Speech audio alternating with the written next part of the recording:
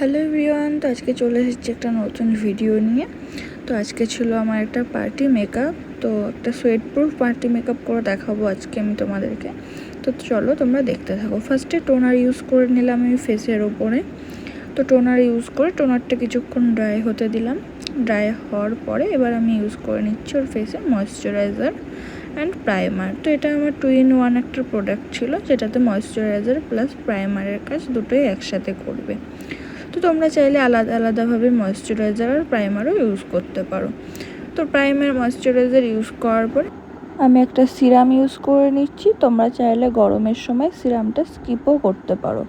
যদি খুব oily skin হয় তাহলে তোমরা সিরামটাকে স্কিপ করে দিও, আর যদি ড্রাই স্কিন থাকে তাহলে চাইলে সিরামটা ইউজ করতে পারো।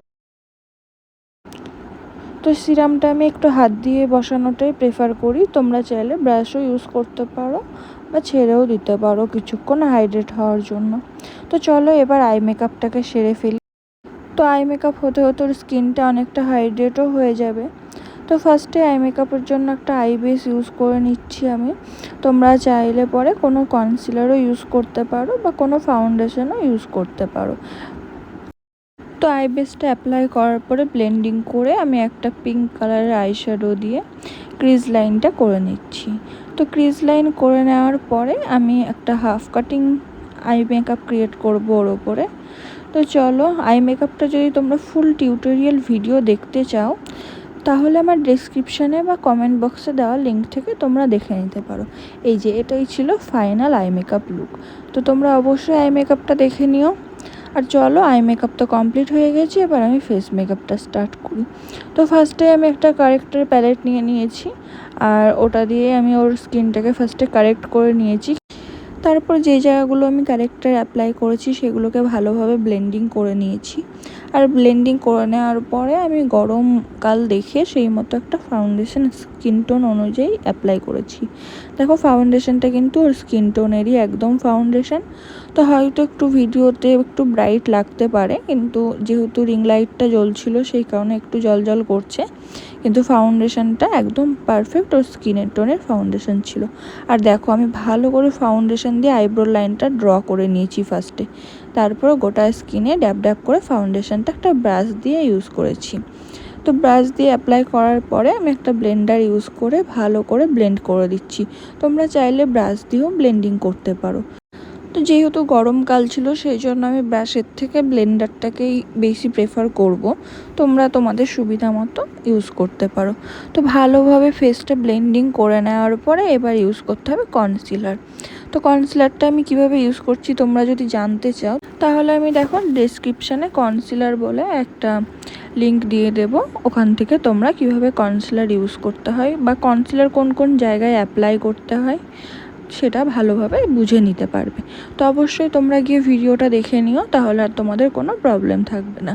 তো কনসিলার অ্যাপ্লাই করার পরে আমি একটা পাউডার ইউজ করে নিয়েছি, আর পাউডারটা দিয়ে আমি লোয়ার ল্যাশ লাইনটা কমপ্লিট করছি। আই মেকআপ কমপ্লিট করার পরে লোয়ার ল্যাশ লাইন যদি না করা হয় তাহলে কিন্তু কোনো সময় আই মেকআপ ভালো লাগবে না।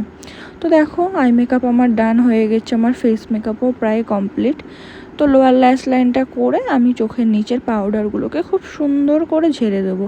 তোমরা কিন্তু খুব ভালোভাবে পাউডারটাকে ঝাড়বে, যাতে এই জায়গাটা কোনো সাদা ভাবটা আর বোঝা না যায়। তো পাউডার যদি থেকে যায় পরে কিন্তু অনেক সময় স্কিন ক্র্যাক হতে পারে বা সাদা সাদা হয়ে ফুটে উঠতে পারে। তো যাই হোক, দেখো গোটা ফেসে আমি ভালো করে পাউডারটা ইউজ করে নিয়েছি। আর যেহেতু গরমকাল পাউডারটা একটু বেশি পরিমাণেই আমি ইউজ করি। শীতের সময় হলে তোমরা এত পাউডার ইউজ করবে না। আর দেখো এখন স্কিনটা অনেকটা বেশি সাদা লাগলেও কিন্তু কিছুক্ষণ পর অ্যাবজর্ব হয়ে যাবে। তো দেখো অনেকের আপার লিপ নোজ এগুলোও কিন্তু খুব বেশি পরিমাণে ঘামে। তো যাদের ঘাম হয় তাদের জন্য আমি একটা পিৎজা পাফে পাউডার নিয়ে আপার লিপ আর নোজের সাইডগুলোতে অ্যাপ্লাই করে নিচ্ছি। একটু বেশি পরিমাণে ইউজ করেছি, আর তারপরে ব্রাশের সাহায্যে সাইডগুলো একটু ড্যাব ড্যাব করে দিলাম, যাতে একটু বেশি যেই লাইনটা থাকবে সেটা যাতে মিক্স হয়ে যায়। তো দেখো কিছুক্ষণ রাখার পরে আমি ওই পাউডারটাকেও ভালোভাবে ঝেড়ে নিয়েছি। গোটা ফেসটাকে আমি একবার ভালোভাবে একটা পাউডার ব্রাশ দিয়ে ঝেড়ে নিয়েছি, যাতে সব পাউডারটা এক্সট্রা যে পাউডারগুলো ছিল সেগুলো যাতে ঝরে পড়ে যায়।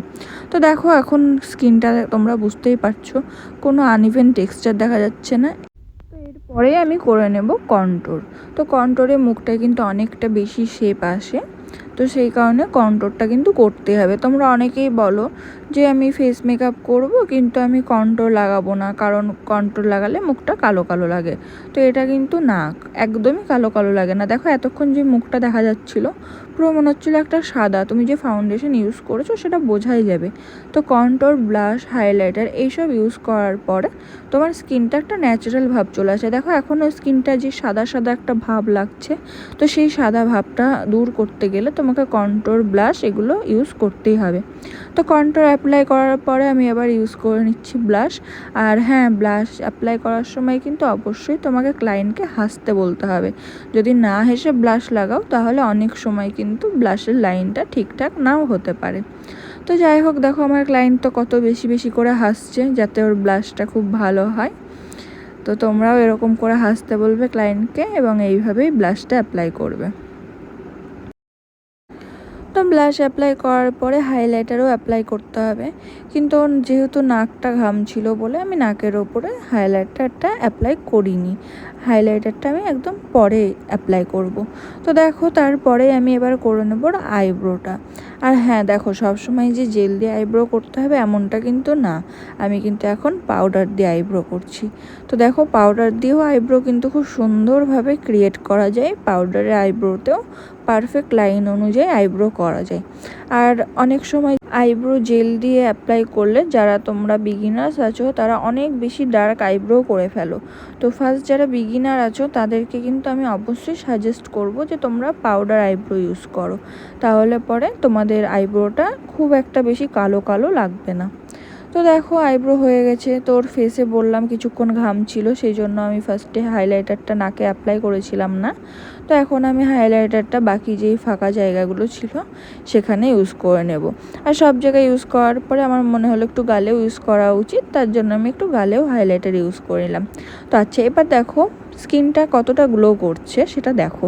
আর এরপরে আমি একটা ফিক্সার ইউজ করলাম। তো ফিক্সারটা ইউজ করার পরে গ্লোটা কতটা বাড়লো সেটা দেখো।